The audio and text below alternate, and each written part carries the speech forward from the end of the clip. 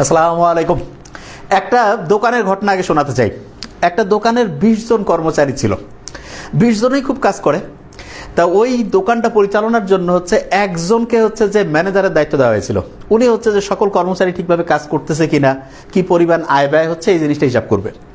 তা ওই যে ম্যানেজার হয়েছেন, সে চিন্তা করলো যে এখান থেকে কিছু কিছু টাকা তো সরাই ফেলাই যায়।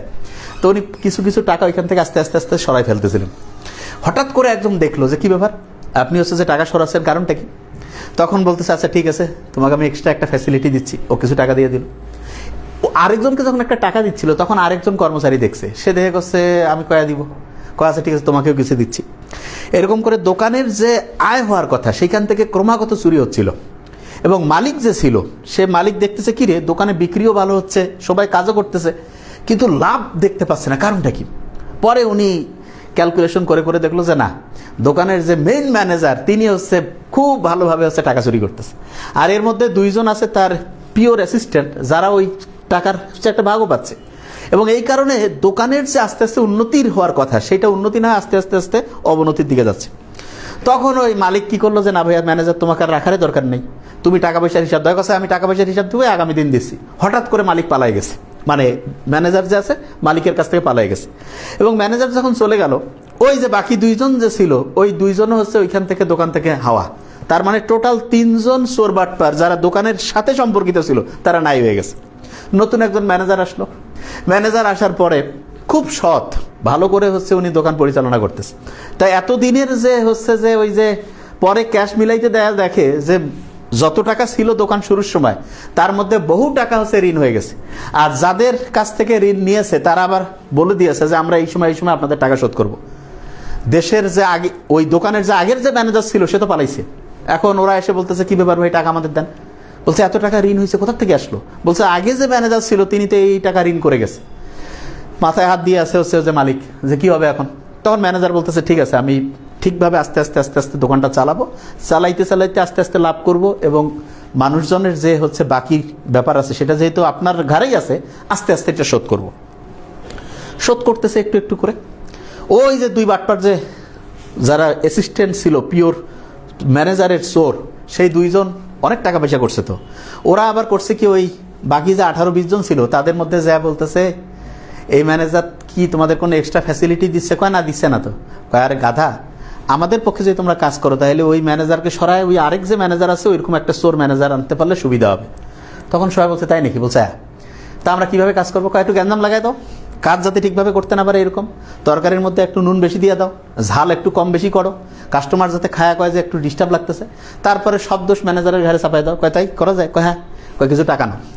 বাস কিছু টাকা দিয়ে দিল। টাকা দেওয়ার পরে ওই 17-18 জন যে ছিল, তারা অন্য আরও 3-4 জনকে ভাড়া করছে, যে এই ম্যানেজারের দিয়ে তো আমাদের কোনো লাভ হচ্ছে না, এ তো যা বেতন, যেইভাবে কাজ করা সেইটাই করতেছে। বরং আমরা এমন একটা বুদ্ধি করি, এমনভাবে দোকানটা এখন খোসর মোসর করবো, যাতে নতুন আরেকজন ম্যানেজার আসে। আসার পরে আমরা যে দেখা যাবে ম্যানেজারের কাছের লোক, আমরা বসি বসি খাবো, আর অন্যরা কাজ করবে, টাকায় টাকা হতে থাকবে। সবাই তো মহা খুশি যে বাহ কত সুন্দর। এই 4-5 জন মিলে ঘটলা পাঠাই দিল। বেশিরভাগ কর্মচারী কিন্তু সৎ ছিল, কিন্তু এরা চুপ করে থাকতো। কয় যে না, আমরা তো গ্যাঞ্জামের মধ্যে কেন যাবো, আমরা দিন আনি, প্রত্যেক দিন কাজ করি, কাজ করব, খাবো, এইভাবেই চলবো। আর চোর বাটপা যেগুলো ছিল, ওরা কিন্তু সরব। ওরা ম্যানেজারের এই ভুল ওই ভুল, কিন্তু ম্যানেজার যে সৎ, এই কথা সে বলতেছে না। এবং আগের ম্যানেজার যে চূড়ান্ত অসৎ ছিল, এটাও বলতেছে না। বলতেছে এই ম্যানেজার দিয়ে হচ্ছে না। কেন হচ্ছে না বাবা, ব্যাখ্যা কি? কয় যে না, কোনো এক্সট্রা ফ্যাসিলিটিও পাচ্ছি না, কিছুই না, ভালোভাবে চালাইতে পারতেছে না। তা ম্যানেজারের মূল বৈশিষ্ট্য হওয়ার কথা কি ছিল? যে এমনভাবে সে চালাবে যাতে করে সবাই সততার সাথে কাজ করে, মেইন যে মালিক তার যাতে লাভ করে।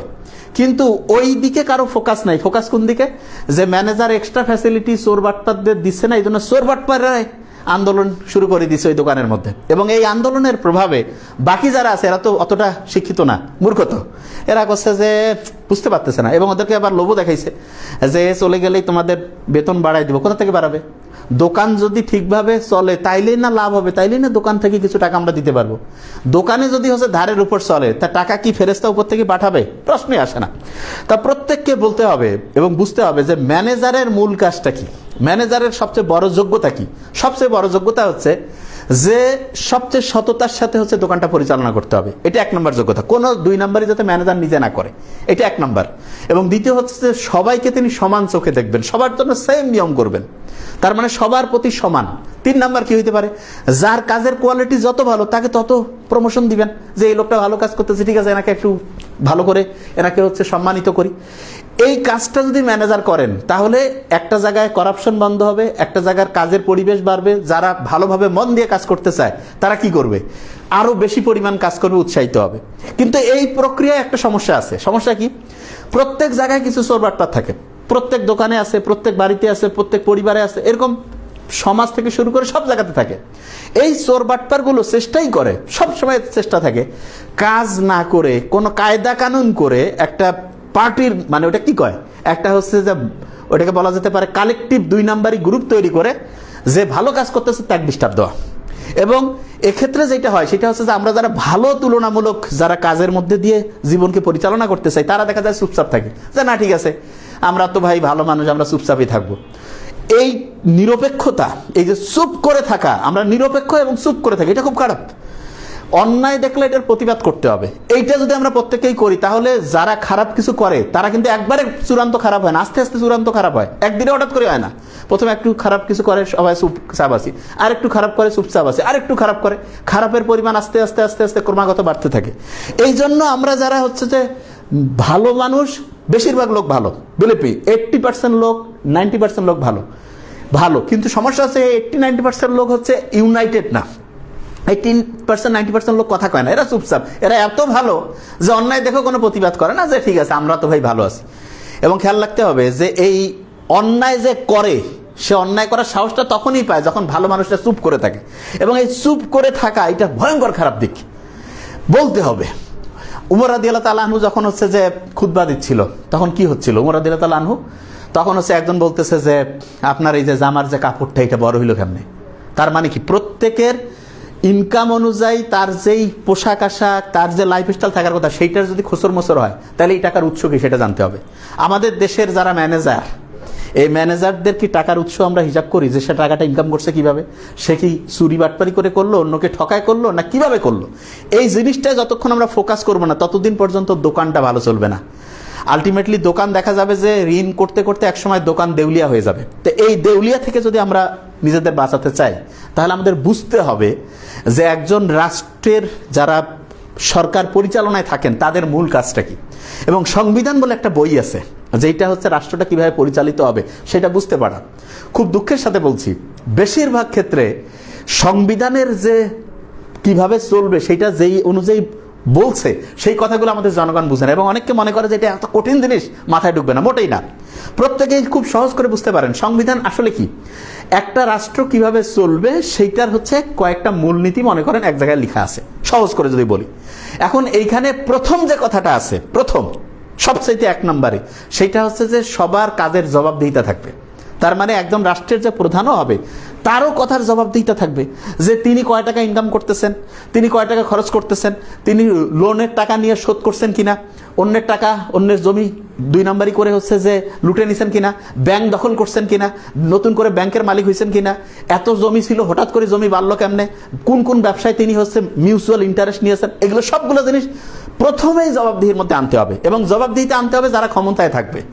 যেই লোকটার কোনো ক্ষমতা নেই ওর ফির কি জবাবদিহি, ও তো কোনো ক্ষমতায় নয়, করবে কি, সবচাইতে জবাবদিহিতার মধ্যে আনতে হবে। উমর রাদিয়াল্লাহু তাআলা আনহু যখন ছিল ওনার কিন্তু জবাবদিহিতার মধ্যে আনা হয়েছে। তাহলে আমরা এখন যারা রাষ্ট্রের পরিচালনায় আছে, এমনকি যেই পার্টিতে যারা থাকবে প্রত্যেককে জবাবদিহির মধ্যে আনতে হবে।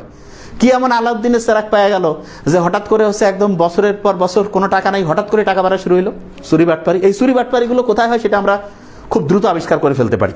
এবং এগুলো বোঝার জন্য প্রত্যেক মানুষকে এটা বলতে হবে যে দেখেন, আপনারা যারা রাজনীতি করেন, রাজনীতি প্রত্যেক লোককেই করতে হবে। এবং আমরা নির্বাচন করব যে সবচেয়ে ভালো লোক যিনি সৎ, ওই লোকটা যাতে আমাদের পরিচালনা করেন। আর এই যে গোটাল যে দোকানের কথাটা বলছি, এরকম গোটাল দেশটা একটা দোকানের মতো। শুনতে অবাক লাগে যে ভাই কি করছে, না সত্যি কথাই বলছি। এই দেশের সবগুলো লোক বিভিন্ন সেক্টরে কাজ করে এবং আমরা বিদেশ থেকে টাকা আসে, আবার আমাদের কিছু জিনিস হচ্ছে বিদেশে যায়, ঠিক না? ওই যে যারা বাইরে কাজ করতে তারা টাকা দেয়, রেমিটেন্স পাঠায়, আমরা আবার জিনিস দেয়, ওইখান থেকে টাকা আসে। এই প্লাস মাইনাস করে করে আমাদের টাকা কিছু যদি থাকে আস্তে আস্তে উন্নতি হইতে থাকে। আর যদি দেখা যায় ঋণের পরিমাণে বাড়তেছে, টাকা খালি ক্রমাগত চুরি হচ্ছে, বিদেশে পাচার হচ্ছে, তাহলে আস্তে আস্তে গোটাল দেশের যে ভিতরের যে কাঠামো সেটা ধ্বংস হয়ে যায়।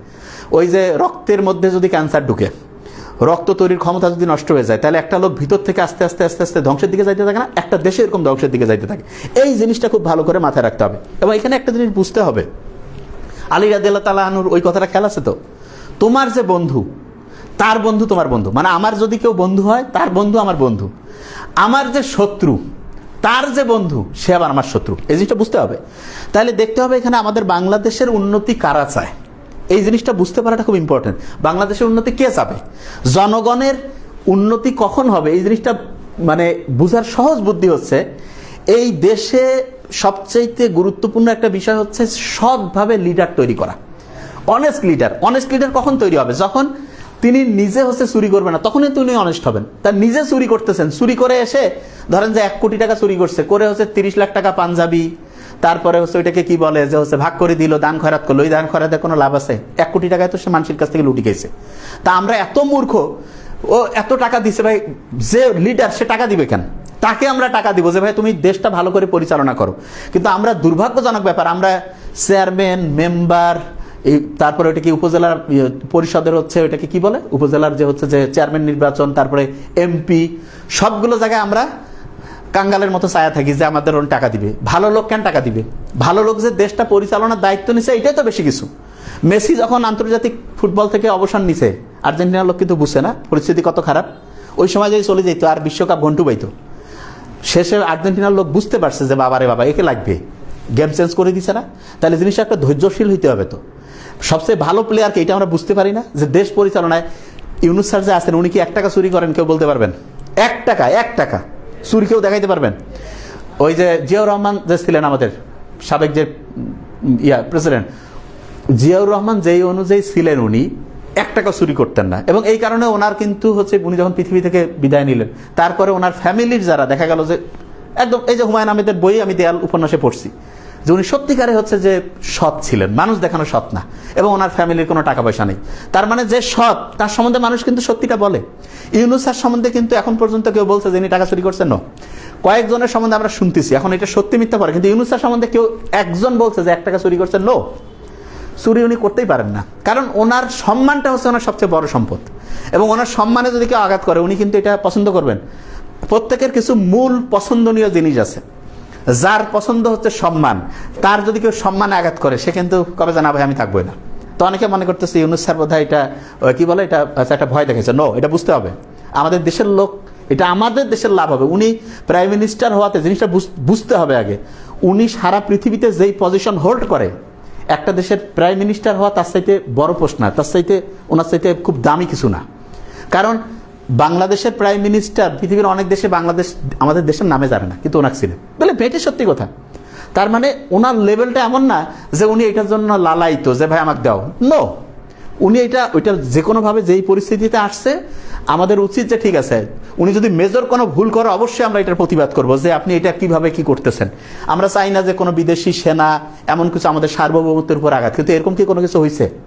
এরকম যখন হবে অবশ্যই আমরা ধরবো যে না এটা তো হবে না। কিন্তু আমরা শোনা কোথায় হচ্ছে ওই যে নাচনে বুড়ি আরো যদি পায় হচ্ছে ঢোলের বাড়ি, বাপরে বাপ।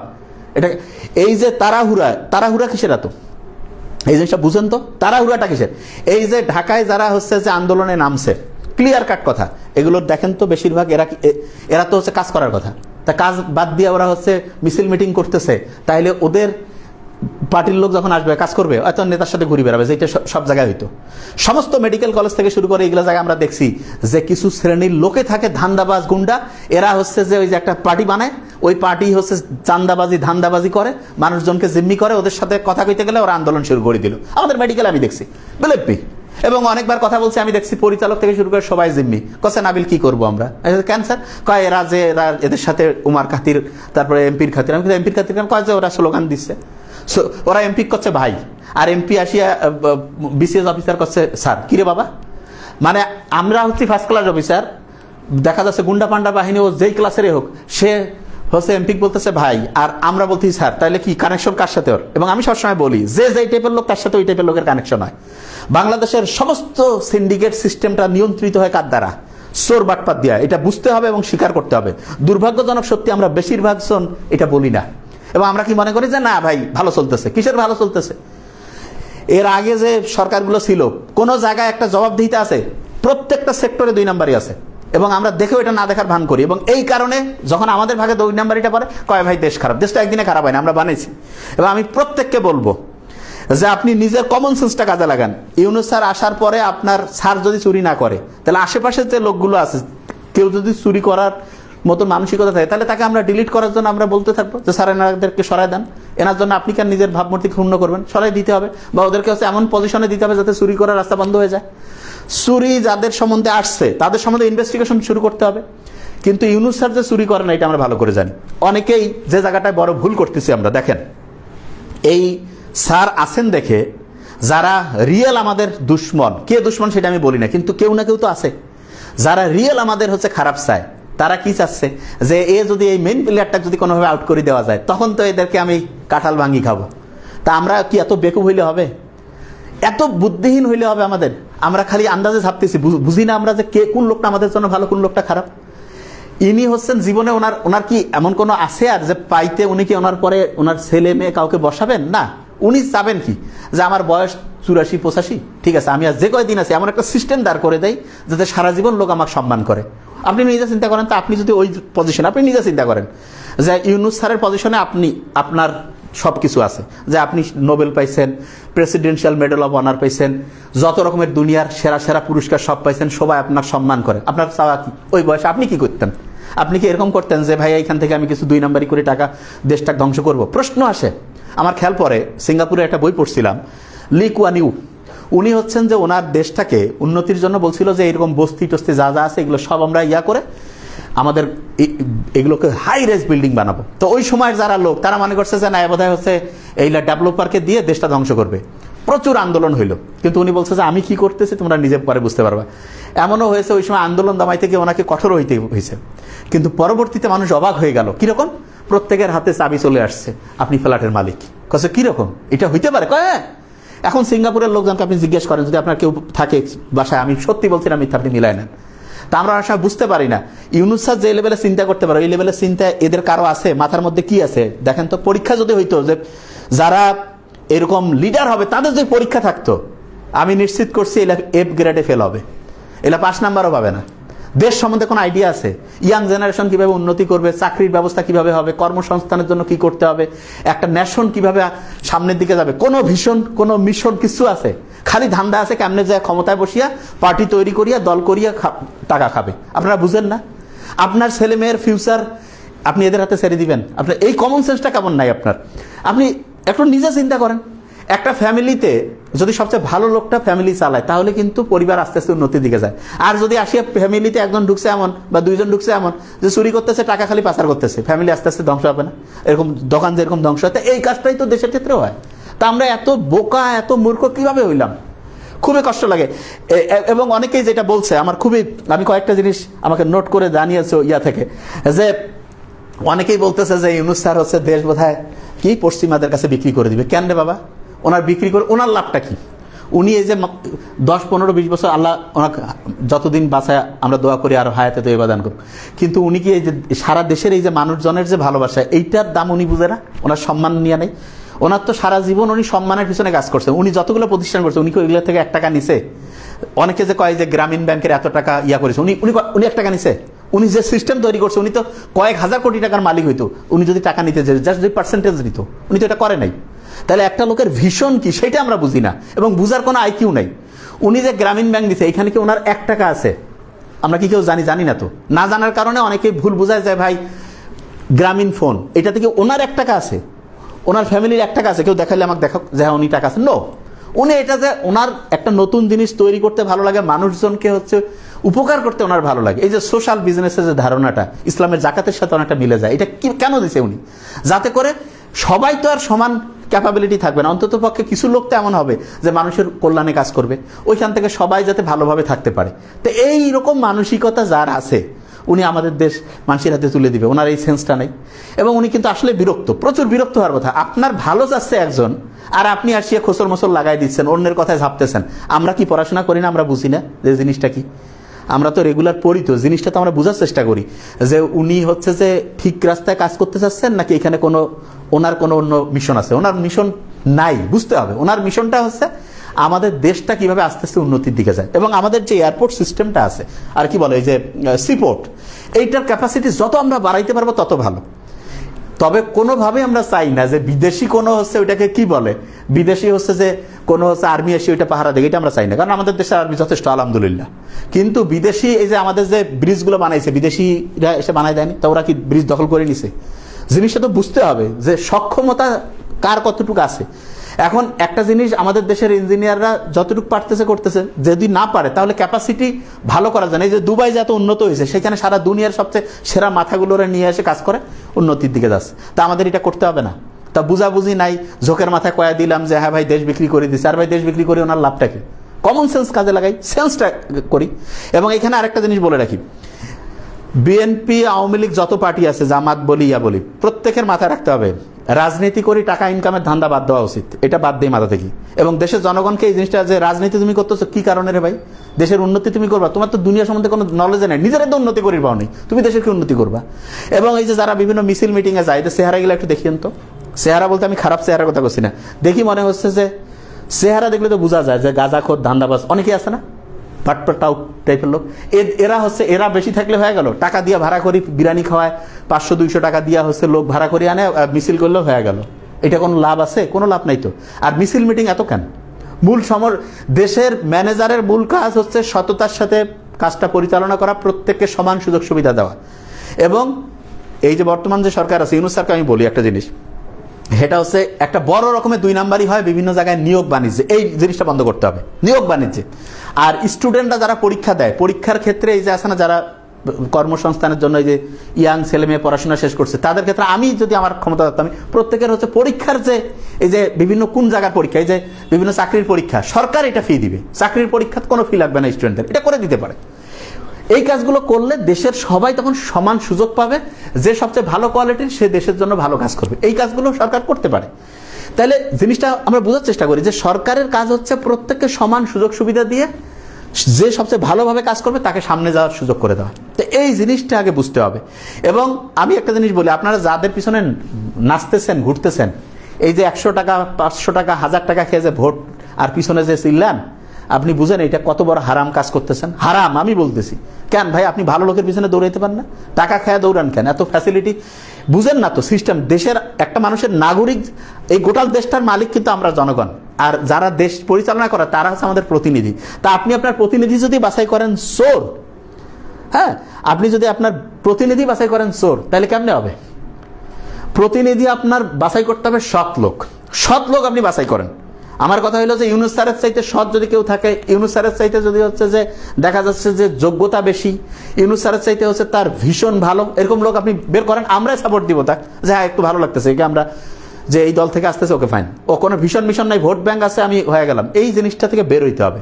আর সংবিধানের কথা বলছেন, সংবিধান জিনিসটা আমি বলি, সংবিধানের ধারাগুলো পড়ছেন তো ঠিকভাবে না?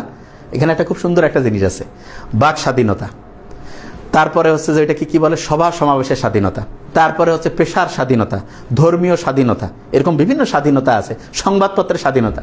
তো এতদিন যখন হাসিনা গভর্নমেন্ট ছিল, এই স্বাধীনতা যে একটাও ছিল না, তখন তো কোনো কথা বললেন না, মিষ্টি মিষ্টি কথা আসিয়া বলতেছেন, হ্যাঁ আপনি খুব ভালো চালাচ্ছেন, খুব সুন্দর। এই ফালতু মার্কা কাজ যারা চুপ করে থাকেন তাও ভালো। যেই সময় অন্যায়ের প্রতিবাদ করার কথা সেই সময় না করে ওই সময় হচ্ছে তেল মারতেন, আর এখন হচ্ছে যে ইনি কোনো চুরি বাটপারি করতেছেন, এখন আপনি হচ্ছে এদিক ওদিক মিলায় কথা বলেন, আপনারা এটা ঠিক না। আল্লাহ যে জ্ঞান দিয়েছে, এই জ্ঞানটা আপনি কি কাজে লাগাচ্ছেন এটাও কিন্তু আল্লাহ হিসাব নিবে, যে আপনার ইন্টেনশনটা কি, ধান্দাবাজি করে টাকা ইনকাম নাকি সত্যিকারের দেশের মানুষের কল্যাণে আপনি কাজ করছেন। এই জিনিসগুলো কিন্তু ভালো করে বুঝতে হবে। হ্যাঁ, এবং আমি একটা জিনিস বলি, 80% মানুষজন হচ্ছে, 80 থেকে 90% হচ্ছে পজিটিভ মেন্টালিটি, 10 থেকে 20% থাকবে, সব জায়গাতেই আছে। তো 10 থেকে 20% এটা কোনো বিষয় নয়, এরা থাকবে, এরা গোটলা পাকাবে, এরা হচ্ছে একসাথে ইয়া করে কিভাবে দেশটা পিছনে নেওয়া যায় এই কাজগুলো করবে। তবে আমি সবাইকে বলবো যে এক্ষেত্রে আমাদের খুব খুব সাবধানতার সাথে, ওই যে একটা ইন্টারেস্টিং জিনিস আছে জামাতের লোক প্রোডাক্ট। আচ্ছা, তার মানে সৎ লোক হইলে আপনার জামাতের প্রোডাক্ট বানায় দেন, তাই এটা জামাতের জন্য আরো ভালো। এটা খুব ইন্টারেস্টিং। সেদিন বোধহয় একটা স্পিচ শুনলাম একজনের, উনি বলতেছে যে এক অফিসার, সম্ভবত কার জানি, আমাকে সেদিন একজন দিল যে স্যার এটা দেখেন, একজন হচ্ছে বোধহয় ডিসি স্যার, উনি মনে হয় কোনো ঘুষ টুস খান না, মানুষ করছে, উনি বলে জামাতের লোক। তার মানে সৎ লোক হইলে জামাত, তাহলে তো এটা জামাতের জন্য ভালো হয়ে গেল। হ্যাঁ, আর অসৎ হইলে, চোর বাটপার হইলে কয়েছে জামাত নন্য, তাহলে এটা কি বুঝাইলো? আমরা হচ্ছে সত্যি কথা বলি, আমরা কোনো পার্টির অন্ধ সমর্থক না, প্রশ্নই আসে না। কেউ যদি প্রমাণ করতে পারে করুক, জীবনে না। কারণ কোনো পার্টি থেকে আমাদের এক পয়সা সুবিধাও নেওয়ার দরকার নেই, অসুবিধাও নেওয়ার দরকার নেই। আমরা যেটা সত্যি কথা, আমাদের দেশের সমস্যা হচ্ছে আমরা সত্যিটা চিন্তা করতে পারি। জামাত যদি কোনো খারাপ করে সেটাও বলি, জামাত ভালো করলে বলি, বিএনপি ভালো করলে বলি খারাপ। জিয়াউর রহমান অসাধারণ ছিলেন। জিয়াউর রহমান যদি এখন থাকতেন, এলে বেশিরভাগ এনার নেতা কর্মী এলে বরখাস্ত হয়ে যেত। চুরি বাটপারি করে উনি কি এটা পছন্দ করতেন? উনি নিজে তো চুরি করেন না, এই জিনিসটা আমরা বুঝি না। হ্যাঁ, আমরা একজনকে লেবেল লাগাই দিয়েছে না, এইটা খারাপ কাজ, এটা ঠিক না। দুনিয়ার সবাই চোর বাটপার হবে না, সবাই ওই নিজের স্বার্থের জন্যই করে না, কেউ কেউ আছে অন্য। আমাদের আলহামদুলিল্লাহ অনেক কিছু আল্লাহ দিয়েছে, আমরা নিজে পরিশ্রম করতে আমাদের ভালো লাগে। আমাদের হচ্ছে বহু কাজ আছে, আমাদের হচ্ছে যে ওই যে একটা পার্টি, আমাদের যদি কেউ আসে একটা মিনিস্টার টাইম নেই, কারণ আমাদের বহুত নিজের কাজ আছে। কিন্তু আমরা বিশ্বাস করি যে আল্লাহ যেটা আমাদের মেধা দিয়েছে, সেই মেধাটা থেকে সত্যি জিনিসটা মানুষকে জানানো উচিত, এবং সেই কাজটা আমরা করি। এই জিনিসটা ভালো করে বুঝতে হবে। এবং সব লোক, এই যে যারা আগস্টে জীবন দিছে, তারা কি এই জন্য জীবন দিছিল যে জীবন দিলাম এরপরে পুরস্কার পাবো বা আন্দোলনে আসছি? এরা অন্যায়ের প্রতিবাদ করছে, এইটা সবচেয়ে অসাধারণ কাজ। এইটা যদি আমরা সবাই এই প্রথম থেকে করি, যারা এই যে এরকম বিভিন্ন এই যে বিভিন্ন আন্দোলনের নামে, কিসের জন্য আন্দোলন? একটা ইলেকশন হয়েছে, চুরি বাটপার ইলেকশন, সেই ইলেকশনে যিনি সেকেন্ড ক্যান্ডিডেট, দ্বিতীয় অবস্থান, তিনি করছে যে আমি মেয়র হবো। এটা কি ঠিক? আপনি কমন সেন্সে কাজে লাগান। মানে একটা পরীক্ষা হয়েছিল, পরীক্ষার রেজাল্ট দিছে 2 নাম্বারই করে। এখন আমরা বলে দিয়েছি যে, এবং যে সেকেন্ড হয়েছে সেও বলতেছে রেজাল্ট 2 নাম্বারই হয়েছে। ও আল্লাহ, কিছুদিন পরে 1 নাম্বার যে সে পালাইছে, এখন 2 নাম্বার আসি করছে, ভাই আমাকে হচ্ছে নিয়োগ দাও। এটা কেমন কথা? কমন সেন্স তো থাকতে হবে, এই সেন্সটা আমাদের নাই। আপনি নিজে চিন্তা করেন, আপনি নিজে কইলেন যে ওই পরীক্ষাটা 2 নাম্বারই করে হয়েছে, যে 2 নাম্বার হয়েছে। এখন সে নিজে বলতেছে যে 1 নাম্বার ছিল, সেই পরীক্ষার সিস্টেমটাই 2 নাম্বার। এখন সে আবার নিজে করছে যে ও যেহেতু পালাইছে আমাকে ডান নিয়োগ। তাই এটা কি হইতে পারে? এই কমন সেন্সটা আমরা কাজে লাগাব না। এবং আমার কথা হচ্ছে, আমরা দেশের ক্ষমতায় যাওয়ার জন্য এত উদ্গ্রীব কেন? আমাদের তো করা উচিত এটা যে ভাই, সবচেয়ে ভালো লোকের হাতে যদি দেশ থাকে, এটা তো আমরা নিরাপদ থাকবো। অবশ্যই আমরা ভোটিং সিস্টেম, ইলেকশন, এটা আসবে, প্রত্যেকটা জিনিসের টাইম আছে। আমরা বারবার বলছি, এত একটা অসঙ্গতিপূর্ণ অবস্থা সারা দেশে এখন আছে। সমস্ত ইলেকশন কমিশন থেকে শুরু করে ইউনো, তারপর হচ্ছে ডিসি, এসপি, ওসি, এই যে পদগুলোতে আছে, কয়েকটা লেয়ারে তো হচ্ছে মানে সৎ অসৎ মিক্সচার আছে। এখানে আমরা চাই যে অনেস্টির সাথে যে কাজ করবে সেই রকম লোকজনকে নিয়ে আসা, তাহলে তো দেশটা একদম অসাধারণ কিছু হয়ে যায়। তাহলে এই কাজটা যদি আমরা করে ফেলি, তাহলে তো হয়ে যায়। এবং অভিভাবক থেকে শুরু করে যতজন আছেন, আমি বলবো যে দেখেন, আপনার যে ভোট, এটা কিন্তু আপনার আমানত। আমানত এটা আপনি টাকার বিনিময়ে বা এই ধান্দাবাজি করে খারাপ লোককে দিলেন, আমানতের খেয়ানত করেন, মোনাফেক, আমানতের খেয়ানত। এবং এইটা এত বড় খেয়ানত, আপনি এমন একটা লোককে দিলেন যেই লোকটা পরে টেন্ডারবাজি করে, চাঁদাবাজি করে। আচ্ছা, আমি সেদিন বলতেছিলাম যে যারা এরকম এই যে বিভিন্ন দলের মধ্যে লিডার, এরা কি এমন দেশের কর্মসংস্থান করতেছে? কয় যে স্যার এরা তো কর্মসংস্থান করছে। কিরকম? কয় যে স্যার মরে মরে চাঁদা উঠার ব্যবস্থা করছে। তাই নাকি? কয় হ্যাঁ। তাহলে কয় যে ব্যবসারও সুযোগ করে দিছে, গাজার ব্যবসা, ফ্যান্সি ডিলের ব্যবসা। তারপরে হচ্ছে যে কোথাও একটা মারামারি লাগলো, যে মীমাংসা করে যে দুর্বল তার কাছ থেকে টাকা নিচ্ছে, যে সবল তার আবার কিছু টাকা কম দিয়েছে, এরকম করে ওলট পালট করে চলতেছে। এটা কি তাহলে গাজার ব্যবসাও কি ব্যবসা? ফ্যান্সি ডিলের ব্যবসা ব্যবসা? এটা হইতে পারে? তা এই যে যারা, আপনি দেখেন তো, আপনার গ্রাম থেকে শুরু করে নাকি, আপনারা আশেপাশে দেখেন, যেই লোকটা পলিটিক্সের সাথে জড়িত আছে, ভালো লোক কয়টা? এখন পলিটিক্সটা এমন জায়গায় এরা নিয়ে গেছে, বলতেছে ভালো লোক ফিরে আবার পলিটিক্স করবে কেন? কেন বাবা, সবচেয়ে ভালো লোকের তো পলিটিক্স আসার কথা ছিল। যেই লোকটা নিজে সফল, যেই লোকটা নিজে সৎ, যেই লোকটার অসাধারণ ভিশন আছে, তারই তো পলিটিক্স আসার কথা। এবং আমাদের উচিত সেই লোকটা সাপোর্ট করা। এই কাজটা যদি আমরা করতে পারি, তাহলে দেশের সামনের দিকে যাবে। এই জিনিসটা যদি আমরা না করতে পারি, তাহলে ভয়ঙ্কর খারাপ। আর এনসিপির জন্য কয়েকটা সতর্কতা বলি। এনসিপি, ন্যাশনাল সিটিজেন পার্টি, দেখেন আপনারা যারা এনসিপিতে আছেন, আমি একটা জিনিস ক্লিয়ার করি, আগে যে পার্টিগুলো ছিল তারা যেই স্টাইলে চলতো, আপনাদের স্টাইল যদি ওইটা হয়, তাহলে খেয়াল রাখবেন 2টা জিনিস আগে খারাপ ছিল, বা 3টা জিনিস, 4টা জিনিস আগে খারাপ ছিল, নতুন একটা জিনিস ওইটার মতোই খারাপ, তাহলে মানুষ কিন্তু আগেরটাতেই থাকবে। ভালো করে বোঝার চেষ্টা করেন। তার মানে আগের যেই পার্টিগুলো যেই স্টাইলে চলতো, ওই কিছু লোক নিজের ক্ষমতা বলে পদ নিছে, যোগ্যতা বলে না, ওদের যারা হচ্ছে সামসামি করবে তাদেরকে পদে নিয়ে আসবে। আপনাদেরও যদি মিশন আর ভিশন এইটা হয়, বিলিভ মি, আপনারা থাকতে পারবেন না, এটা মাথায় রাখেন। একটা দল কখন অসাধারণ হয়, যখন ওই দলের সবচেয়ে ভালো লোকগুলো যায়। ভালো লোক কখন যাবে? ভালো লোক হচ্ছে যখন মর্যাদার সাথে থাকতে পারবে। ওই ভালো লোক কিন্তু কারো পিছনে তেলবাজি করবে না, কারণ ওর তো নিজের যোগ্যতা আছে, ও কেন তেলবাজি করবে? ইউনূস স্যার কি ওই যে ক্ষমতা নিয়ে ওর ক্ষমতার লাভ নেই তো, কারণ ওনার তো এসে ভালো কাজ আছে, করার মতো অনেক কিছু আছে। তা উনি যে আছেন ওনাকে সম্মান দিতে হবে। এবং যে কোনো পার্টি অসাধারণ তখন হবে যখন একটা পার্টিতে ভালো লোকজন যাবে। এবং ভালো লোক কখন যাবে? যখন ভালো লোক বুঝবে যে ওই জায়গায় গেলে আমি অসম্মানিত হবো না, তখন কিন্তু ভালো লোক আসবে। এই জিনিসটা ভালো করে বুঝতে হবে, ঠিক আছে? এইটা জিনিস যদি আমরা বুঝতে পারি, ইনশাআল্লাহ আমরা অসাধারণ কিছু সামনে করতে পারবো। আর কয়েকটা বেশ প্রশ্ন আছে, সেই প্রশ্নগুলোর আমি একটু দিয়ে দিই। যে বাংলাদেশের যে সংবিধান আছে সেইখানে 106 নম্বর সমত অনুচ্ছেদ আছে, যেখানে হচ্ছে নির্বাহী সিদ্ধান্তগুলো নেবেন হচ্ছে আমাদের হচ্ছে যে ইন্টারিম যে গভর্নমেন্ট আছে সেটার যিনি প্রধান। এখানে একটা জিনিস বলে রাখি, সংবিধানের কিন্তু এমন ধারা আছে 77 নম্বর অনুচ্ছেদ, ন্যায়পাল নিয়োগ। আমি চিন্তা করে দেখলাম যে নির্বাচন হইল, এরপরে ন্যায়পালের এই পোস্টটা ক্রিয়েট করে কিন্তু ইউনূস স্যার বা এসআই যদি আরো কারোর ভালো থাকে আমরা দেখব যে এরকম একজনকে রাখা উচিত, যিনি সৎ, যোগ্য, বিশ্বস্ত, এইরকম কাউকে। তাহলে দেখা যাবে যেই সরকারগুলি আসুক তারা চাইলেই যে কোনো কিছু ওই খোসর মোসর নিজের ইচ্ছা মতো সংস্কার, নিজের ইচ্ছা মতো সুবিধা মতো হচ্ছে যে ইচ্ছা মতো হচ্ছে পার্টির লোককে মাপ করা, অন্য পার্টিকে ধরা, এই কাজগুলো তাহলে করতে পারবে না। এই জিনিসটা ভালো করে মাথায় রাখতে হবে। আরেকটা জিনিস যেটা আমার মনে হচ্ছে সেটা হচ্ছে যে করিডোর নিয়ে যেটা একটা জিনিস ক্লিয়ার বলি, আমরা বাংলাদেশের কোনো লোক কোনো রকমের বৈদেশিক হস্তক্ষেপ এটা সহ্য করবে না। কেউ চাবে না যে আমাদের দেশের হচ্ছে যে কন্ট্রোলটা, আমাদের দেশটা হচ্ছে অন্য দ্বারা কন্ট্রোল। আমরা চাই সবার সাথে বন্ধুত্বপূর্ণ সম্পর্ক, কিন্তু আমাদের মালিক আমাদের দেশের কেউ থাকবে, এটা আমরা ভালো করে বুঝি। এই কমন সেন্সটা আমাদের প্রত্যেকের আছে, কেননা দেশের লোকজন জানে যে আমার দেশের লোক এনারাই চালাক, কিন্তু সবচেয়ে দেশের ভালো লোকটা চালাক। এই কাজটা আমরা করতে আছি। এবং এখানে একটা জিনিস বুঝতে হবে যে যারা হচ্ছে এখন হচ্ছে তাড়াহুড়া করে ইউনূস স্যারের এই সমালোচনা থেকে শুরু করে ইনি ভালো চালাইতে পারতেছেন, কেন ভালো চালাইতে পারতেছেন না? কয় যে এই পয়েন্ট করেন যে এই কাজটা উনি করতে পারতেন না, আমরা হইলে এসে ভালো করতাম, এরকম পয়েন্ট বলেন তো 10টা 20টা। আমাকে অফিস থেকে কয়েকশো নাকি কমেন্টস করেছে, আমাকে অফিস থেকে দিয়েছে। আমি বলছি জিনিসগুলো আমাকে জানাও, ওরা জানিয়েছে।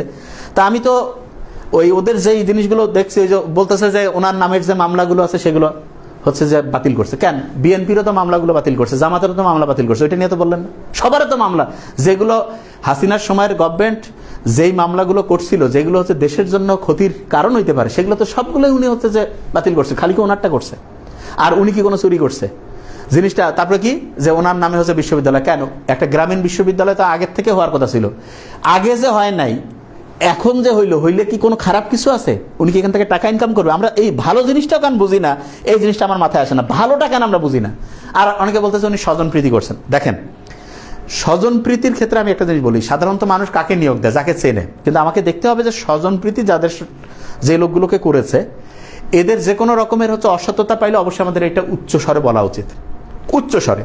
এবং হ্যাঁ, এটা ঠিক যে স্বজনপ্রীতি না করে যদি উনি আরো চোখ কান খোলা রেখে যারা যোগ্য সেই রকম মানুষজনকে যদি নিয়োগ দেয়, সবাই তো আসলে হয়তো অনেকে বলে, কিন্তু অনেকে তো সবাই যাইতে চায় না। এটা অনেক কিছু ব্যাপার স্যাপার থাকে। এখানে যে জিনিসটা দেখতে হবে সেটা হচ্ছে যে উনি ঠিকভাবে চালাচ্ছে কিনা, ঠিক আছে? হ্যাঁ, তা আমি এই একজন খুব ইন্টারেস্টিং একটা জিনিস বলছে যে নাবিল, তুই রাজাকার, পাকিস্তানের দালাল, জামাতের সাপোর্টার। Very nice. তার মানে হচ্ছে আমার জন্ম হচ্ছে যে দেশ স্বাধীনের বহু বছর পরে, আলহামদুলিল্লাহ। তাহলে আমি হয়তো ওই যা টাইম মেশিনে চড়ে অতীতে আসছিলাম, আসিয়া ফাইট করছিলাম 9 মাস, ঠিক না? হ্যাঁ, তা এইটা হচ্ছে যে খেয়াল রাখবেন, যদি আপনার সম্বন্ধে স্পেসিফিক কোনো জিনিস না থাকে, তখন যখন এই কথা বলে তার মানে বুঝবেন আপনি ঠিক রাস্তায় আছেন, আলহামদুলিল্লাহ। এবং ওই যে ইয়ার বোধহয় একটা খুব অসাধারণ কথা ছিল, যে হচ্ছে যে ওটাকে কি বলে, যে হচ্ছে আমাদের হচ্ছে মাওলানা আব্দুল হামিদ খান ভাসানীর, যে হচ্ছে যে তুমি যখন ভালো করতেছো না খারাপ করতেছো, এটা বোঝার একটা টেস্ট আছে, যে তোমার বিরোধিতা কে করতেছে সেটা দেখো। তার মানে হচ্ছে যে তুমি ভালো রাস্তায় চলতেছো, তাহলে তোমার যে শত্রু সে কিন্তু কবে যায় ভালো রাস্তায় চলতেছে না, কারণ সে চাবে যে এত ভালো রাস্তায় চললে তো উন্নতি করবে। তাহলে ইউনূস স্যার যে ভালো চালাচ্ছেন, এইটার বিরোধিতা যারা করতেছে দেখেন তো তারা কারা, এবং আপনি মিলান তো ওই লোকগুলো আমাদের বন্ধু না শত্রু, আপনি এটা বুঝতে পারবেন। আমাদের মেডিকেলে একটা ঘটনা বলি, আমরা মেডিকেলে আমাদের এক বড় ভাই ছিল, হ্যাঁ, 9 মাসে 90,000 কোটি টাকা বিদেশে পাচার হয়েছে। আপনি এটা রিপোর্টটা দেন দেখি কে পাচার করছে, আমরা তাহলে দেখব। বিদেশে যদি 9 মাসে পাচার হয় তাহলে অর্থনৈতিকভাবে আস্তে আস্তে এত সবল হইতো না। এইসব আজগুবি কথা বাদ দিয়ে রিয়েল দেখান যে কে পাচারটা করছে। এইটা কি এই সরকারের লোক পাচার করছে, নাকি হচ্ছে আগের পাচার হওয়ার টাকা পরে পাচার হয়েছে, জিনিসগুলো আগে ক্লিয়ার করেন। আপনারা দেন আমাদের ইয়াতে, তাহলে আমরা হ্যাঁ তা যে জিনিসটাই বলতেছিলাম খুব ইন্টারেস্টিং। তা আমাদের মেডিকেল একজন ভাই ছিল, তাকে আমরা একবার জিজ্ঞেস করলাম যে ভাই এই জায়গায় এই জিনিসটা শেখা উচিত কিনা, বলছে না না এটা করিও না। তারপরে আমরা আরেকজনকে জিজ্ঞেস করলাম যে ভাই এটা করা উচিত কিনা, বলছে এটা তো অবশ্যই করা উচিত। বললাম ভাই ওনাকে যে বললাম, উনি তো এটা 2 বার করছে। তখন আমরা করতাম কি, আমরা তখন হিসাব করলাম যে ভাই এবার একটা বুদ্ধি পেয়েছে। কি বুদ্ধি? তখন আমরা ওই ভাই বললাম যে ভাই তাহলে উনি নিজে 2 বার একটা জিনিস করছে, আবার আমাদেরকে বলতেছে এটা করা যাবে না, কারণটা কি? বলছে ওই মানুষ ভালো চায় না। তখন আমরা সবাই যেটা করলাম যে ওই বড় ভাইয়ের নাম বলছি না, মেডিকেলের এক বড় ভাই, যে কোনো সিদ্ধান্ত নেওয়ার ক্ষেত্রে আমরা যদি একটু হেজিটেশনের মধ্যে থাকতাম, তখন ওনার কাছে আমরা যাইতাম, যে বলতাম যে ভাই এটা কি করা উচিত।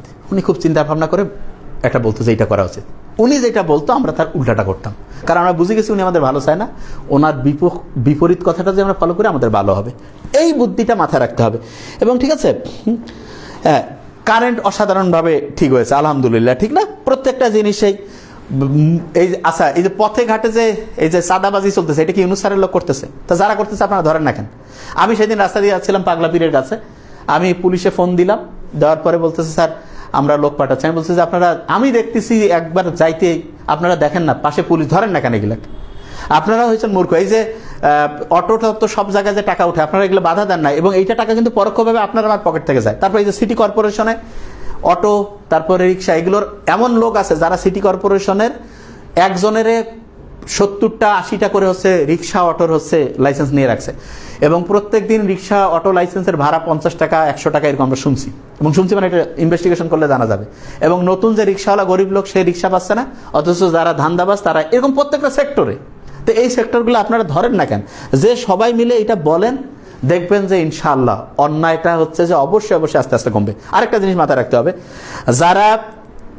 যারা হচ্ছে যে, আমি একটা জিনিস ক্লিয়ার করে বলি, সরাসরি যে চুরির সাথে জড়িত, যে চাঁদাবাজির সাথে জড়িত, এদেরকে না বলেন। আর ওই অনেকে বলে না যে এরা হচ্ছে 71-এর অমুক করছে তমুক করছে, যারা করছে তাদেরকে আমরা ওইটা কোনোদিন সাপোর্ট করি না। যদি কেউ অন্যায় করে সেটার আমার বিরুদ্ধে, কিন্তু এখন আমার জন্য বেশি গুরুত্বপূর্ণ কোনটা, এখন যাতে কেউ চুরি না করে, এখন যাতে কেউ দেশটাকে লুটে পুটে না খায়, এখন যাতে কর্মসংস্থান হয়, এখন যাতে দ্রব্যমূল্য ঠিক থাকে, এখন যাতে বিচার হয়, এইটা আমার জন্য বেশি ইম্পর্টেন্ট। 71-এ যেটা সেটা অবশ্যই গুরুত্বপূর্ণ, কিন্তু 71-এর কথা কয়া সামনে আসি তুমি চান্দাবাজি করবা, তা তোমার কি 71-এর মূল চেতনাটা কি ছিল? 2 নম্বরই চুরি করা। মানে তুমি সাইনবোর্ড দিবা 71 আর সেদিকে ইচ্ছা মতো চুরি করবা, কবা যে আমি 71-এ ছিলাম, ঘন্টুক, ওইটার কাম নাই। এবং একই রকম 24-এ ছিলা, ভেরি নাইস, কিন্তু আসিয়া তুমি 24-এর নাম ভাঙে চুরি করবা হবে না, 24-এর নাম ভাঙে মানুষেরটাকে 2 নম্বরই করবা হবে না, 24-এর নাম ভাঙায় তুমি হচ্ছে অন্যের উপর বৈষম্য করবা হবে না। সততা হচ্ছে তোমার 1 নম্বর মানদণ্ড। তুমি যে 24-এ ছিলে এটার মানদণ্ড হচ্ছে তুমি সৎ, 24-এ ছিলে এটার মানদণ্ড হচ্ছে তুমি ভালোভাবে একটা কাজ করো, 24-এ ছিলে এটার মানদণ্ড তুমি অন্যায়ের প্রতিবাদ করো, 24-এ ছিলে এটার মানদণ্ড হচ্ছে তুমি যে কোনো জায়গায় হচ্ছে বৈষম্য দেখলে সেটা প্রতিবাদ করো। একই রকম 71-এ তুমি ছিলে, এটার মানদণ্ড হচ্ছে তুমি দুর্নীতি করো না। 71-এ ছিল তুমি চাঁদাবাজি করো না। 71-এ তো তুমি 71-এর কথা করছো, চাঁদাবাজি করতেছো, 2 নম্বরই করতেছো, ধান্দাবাজি করতেছো, আবার ফির 71। তোমার ফির কিসের 71 রে বাবা? কোনো 71, 24, 2 নম্বরের সাথে থাকতে পারে না। এই জিনিসটা ভালো করে বুঝতে হবে। ক্লিয়ার? এই জিনিসটা খুবই গুরুত্বপূর্ণ, এই বিষয়টা ভালো করে মাথায় রাখতে হবে। আর আরেকটা জিনিস এখানে বলে রাখি, প্রত্যেককে মাথায় নিতে হবে, ভালো লোক যেটা একদম বাড়ি থেকে শুরু করে ভালো লোককে নির্বাচিত করেন।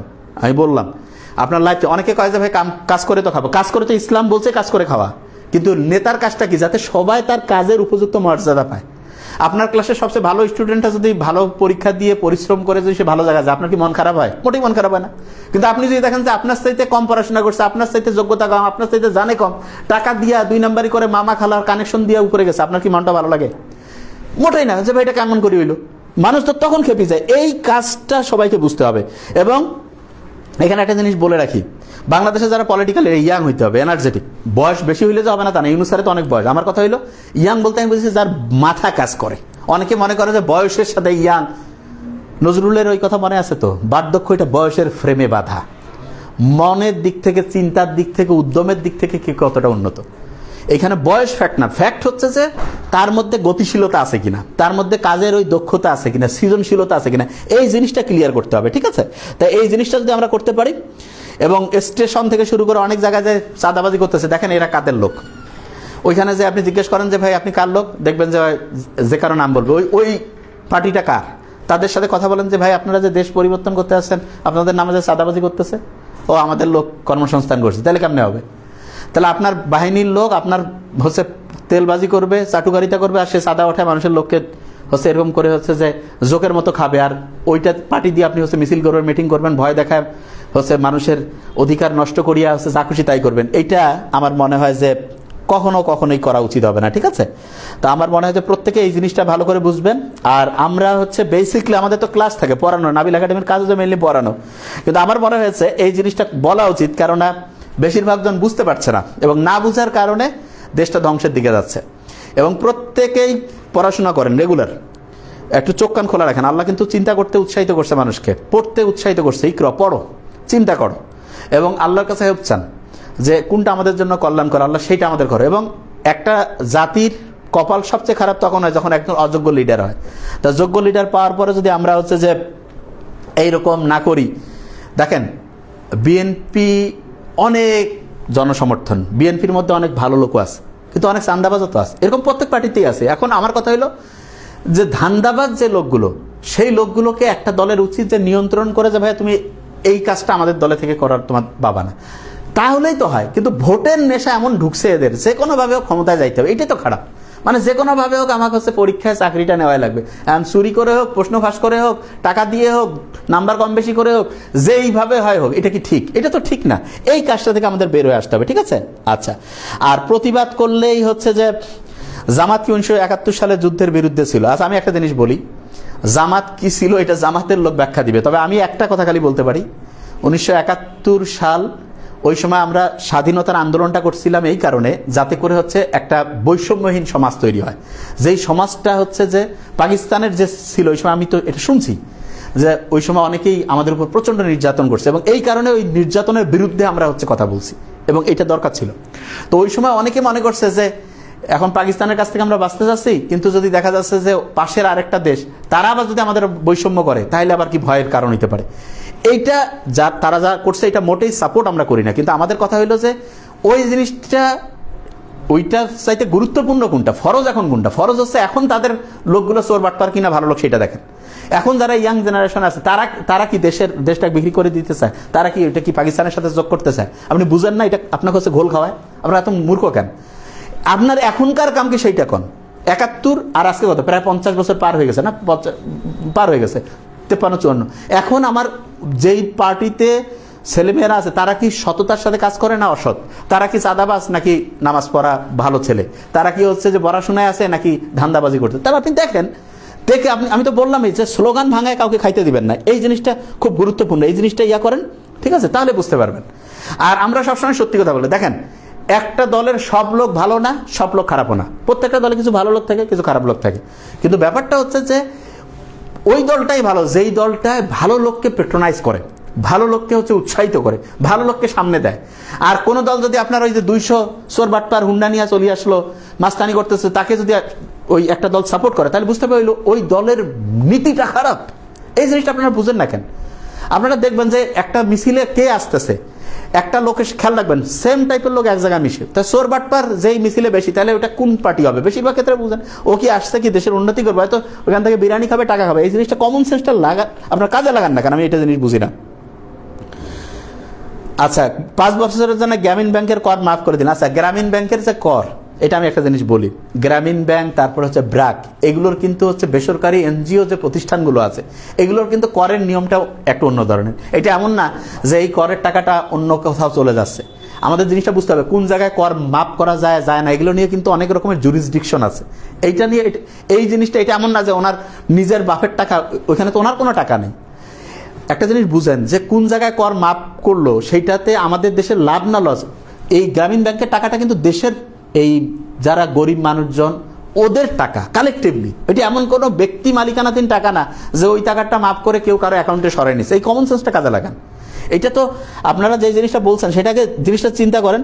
হ্যাঁ, আচ্ছা, আওয়ামী লীগ ভারতপন্থী কেন? আচ্ছা, আওয়ামী লীগ ভারতপন্থী কেন, এটা আওয়ামী লীগ জবাব দিতে পারবে, ঠিক আছে? আওয়ামী লীগের মধ্যে যারা, তারা এটা জবাব দিতে পারবে। মূল ব্যাপারটা হচ্ছে আমাদের দেশের শত্রুকে বন্ধুকে এটা চিনতে হবে। আমাদের উন্নতিতে যাদের কষ্ট হয় তারা আমাদের শত্রু, আমাদের উন্নতিতে যারা খুশি হয় তারা আমাদের বন্ধু। এটা সহজ বুদ্ধি, বন্ধু শত্রু চিনার। আপনার বন্ধু আপনার উন্নতিতে খুশি হবে, বন্ধু খুব ভালো করতেছো। আর আপনার যে হচ্ছে যে শত্রু, সে কবে কিরে ভালো করতেছে কেন, কিভাবে খোঁচর মোচর লাগাই দেওয়া যায়, কিভাবে হচ্ছে খোঁচর মোচর করিয়ে একটু ডিস্টার্ব দেওয়া যায়। তো এই সেন্সটা আপনি কাজে লাগান, তাইলে হয়ে যাবে sir. He is the best. হ্যাঁ হ্যাঁ, আচ্ছা, এইটা হচ্ছে অনেকেই যে জিনিসটা বলে। আচ্ছা স্যার, আপনি ভালো দল বলতে যাবেন, তাহলে আচ্ছা কোন দল ভালো এটা আপনি নিজের সিদ্ধান্ত নেবেন। একটা দলের সবাই ভালো না, সবাই খারাপও না। আপনাকে দেখতে হবে সংখ্যাগরিষ্ঠ মানুষ কোন দলের ভালো, কোন দল ভালো জিনিসটাকে পেট্রোনাইজ করে। প্রত্যেক দলের কিছু ভালো আছে, খারাপ আছে, এটা আমরা আলোচনার মধ্যে আনবো। দলকানা হওয়া যাবে না, ব্যক্তিকানা হওয়া যাবে না। আমরা হব, আমাদের ব্রেইন আল্লাহ দিয়েছে, এটাকে আমরা ভালোভাবে কাজে লাগাই। হ্যাঁ,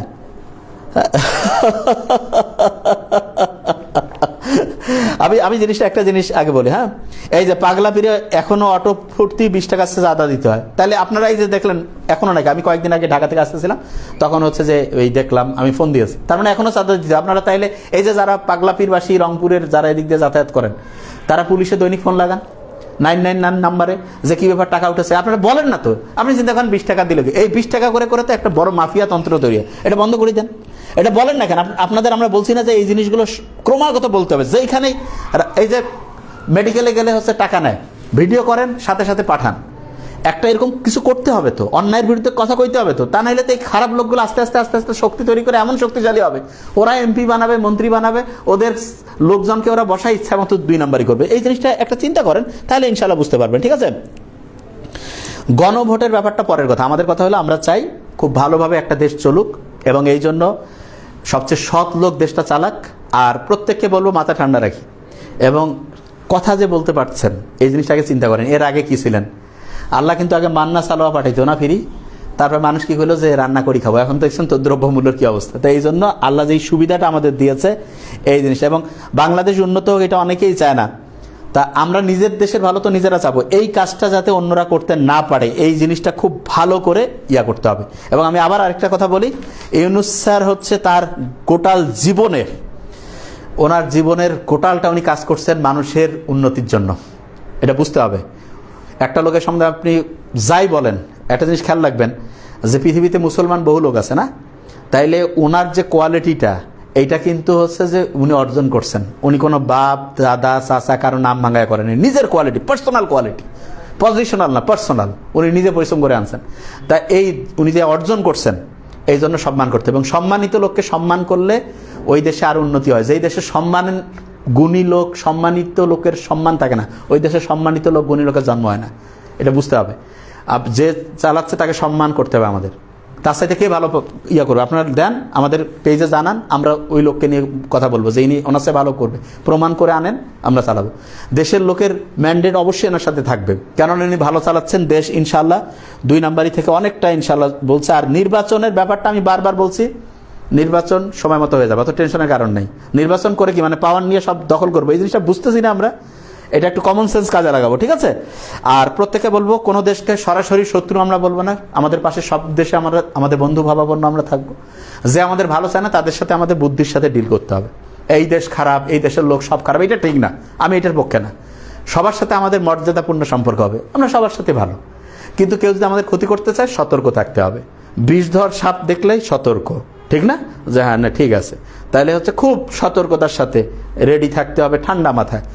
আর সবার প্রতি আমাদের বন্ধুত্ব থাকবে, তবে যে আমাদের ক্ষতি করতে পারে আমাদের ধারণা আছে তার সম্বন্ধে সতর্কতাটাকে আরো বাড়াইতে হবে। এই তো কমন সেন্স, এই জিনিসগুলো ইনশাল্লাহ করবো এখানে। হ্যাঁ, আর আমাদের গোটাল দেশের মানুষজন আস্তে আস্তে বুঝবে ইনশাল্লাহ।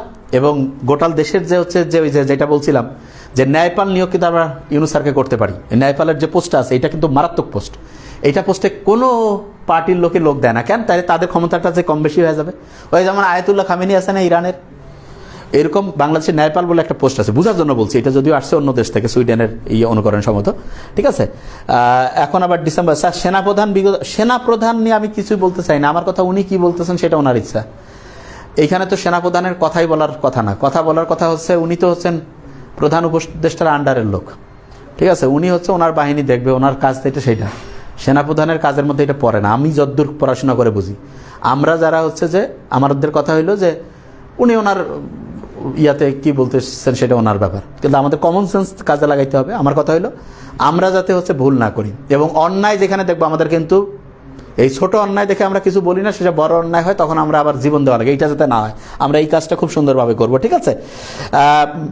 আমাদের কুষ্টিয়া মিরপুরে অটো, চান্দা, সিএনজি যারা উঠাচ্ছে সাথে সাথে, হ্যাঁ, আসিফ নজরুল স্যার আমাদের জন্য কি কল্যাণকর, এইটা নিয়ে আসলে আমি মন্তব্য করতে পারবো না, কারণ এটা নিয়ে আমাদের যতক্ষণ একজনের সম্বন্ধে একেবারে হাতে নাতে প্রমাণ আমরা না পাই ততক্ষণ পর্যন্ত কাউকে আমরা খারাপ না বলে ভালো ধারণা রাখবো, সতর্ক থাকবো, ঠিক আছে? এইটা হচ্ছে ইসলামের নিয়ম। মানে ইসলাম বলছে যে আন্দাজে কারো সম্বন্ধে যে মিথ্যা অপবাদ এটা দেওয়া যাবে না।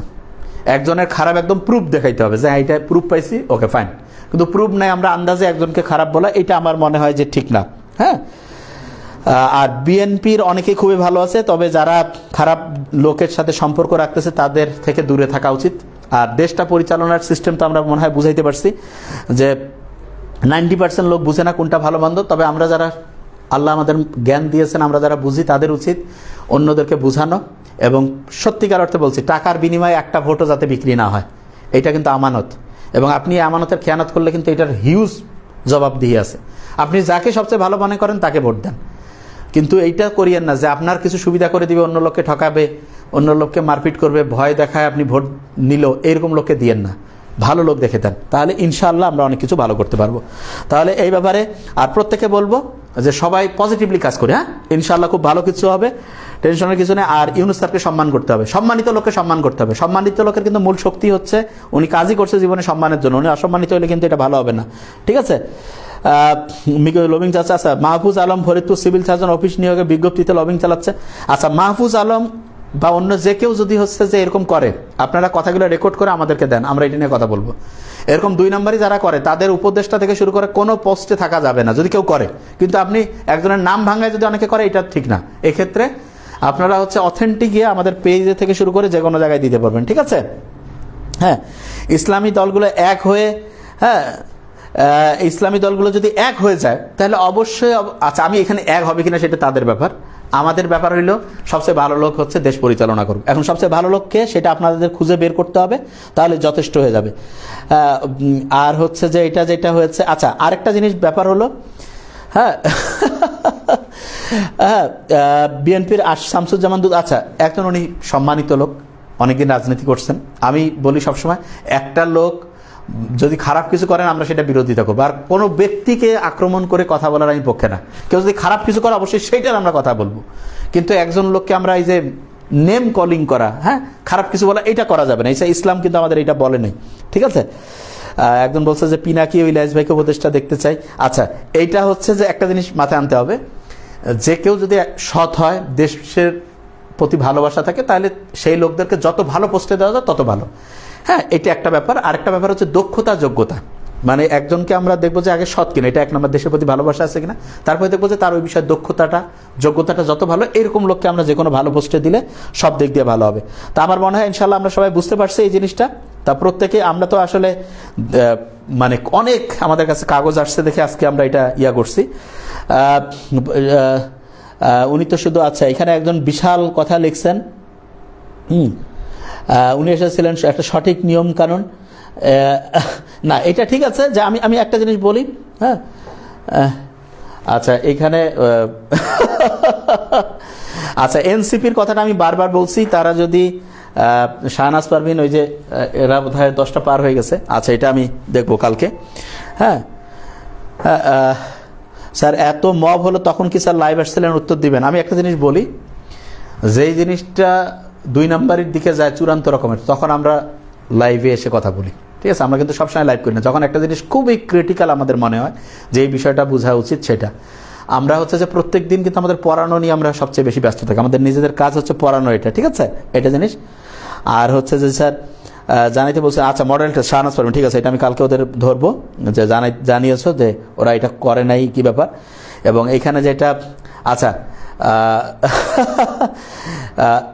হ্যাঁ, একটা জিনিস আমি ক্লিয়ার করি, দেশের প্রত্যেকটা লোকের উচিত যেই জায়গায় 2 নম্বরই দেখবেন কথা বলবেন, এবং খারাপ লোকজনদেরকে হচ্ছে সাপোর্ট না করে ভালো লোকজনদেরকে সাপোর্ট করবেন। কেউ যদি ভালো কাজ করে, ভালো কথা বলে, তার পাশে দাঁড়াবেন। কখনো চিন্তা করবেন না যে আমার তো ক্ষতি হচ্ছে না। না, আপনি সৎ পথে থাকবেন, আল্লাহ যে কোনোভাবে আপনাকে উপকার করবে। এই জিনিসটা মাথায় রাখবেন। এই জিনিসটা যদি বুঝতে পারেন, ইনশাআল্লাহ সব দিক দিয়ে খুবই ভালো কিছু হবে। আর দেশে যারা এনসিপির যে লিডাররা, আমি তো বলেই দিয়েছি যে একজন যখন একটা পোস্টে যাবে, তার সততা বজায় রাখার জন্য তার নিজে কিছু করা উচিত। মানে একটা পলিটিক্স করে কেউ যদি শুধু খাইতে চায়, তার টাকাটা আসবে কোথা থেকে? এই জিনিসটা খুব ডেঞ্জারাস। একজন রাজনীতিতে তখনই যাওয়া উচিত যখন সে নিজে কিছু করতে পারে। কিন্তু সে যদি চিন্তা করে রাজনীতিতে আমি পোস্টে গেলাম, টেন্ডারবাজি, চাঁদাবাজি, এখান থেকে পার্সেন্টেজ নিয়ে চলবো, তাহলে দেশ উন্নতি হবে না। এই জিনিসটা ভালো করে বুঝতে হবে, ঠিক আছে? হ্যাঁ, আর সবচেয়ে গুরুত্বপূর্ণ যদি কোনো পয়েন্ট আসে, তখন আমরা সাধারণত আমরা এই ব্যাপারগুলো নিয়ে করি না।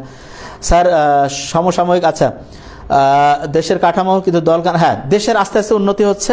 এটা দেখেন, আমি সবসময় যেটা বলি, আমার কাজ আমি পড়াতে সবচেয়ে বেশি পছন্দ করি। এটা আমার সবচেয়ে চয়েস, ঠিক আছে? এইটা আমার কাজ, এইটা আমি সবচেয়ে বেশি পছন্দ করি। আরেকটা জিনিস যেটা আমি সবসময় বলি, সেটা যে আমাদের প্রত্যেকের যে কোনো অন্যায়ের বিরুদ্ধে কথা বলা উচিত। এই জিনিসটা করতে হবে। আর ইসলাম ভালো করে পড়েন, মানে কোরআন থেকে যে কোনো ধর্মের সৎ জিনিসটাকে সাপোর্ট করেন, অসৎ যে জিনিসটা আছে সেটা থেকে দূর হয়ে যান। তাহলে ইনশাআল্লাহ দেখবেন না এই যে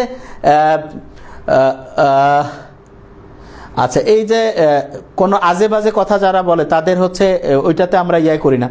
ইউনূস স্যার এত নমনীয় হওয়ার কারণ কি? ইউনূস স্যার নমনীয় হওয়ার কারণ ভদ্রলোক সবসময় নমনীয় হয়। উনি কারো উপরে চিন্তা করে যে পাওয়ার আছে দেখে আমি একজনকে মাস্তানি করে একটা ক্ষতি করবো, এটা না। আল্লাহ মানুষকে ক্ষমতা দেয় আর দেখে তার আমলটা কেমন হবে। উনি যে পাওয়ারটা আন্দাজে ব্যবহার করতে চান না, এইটা ব্যাপার, অন্য আর কিছু না।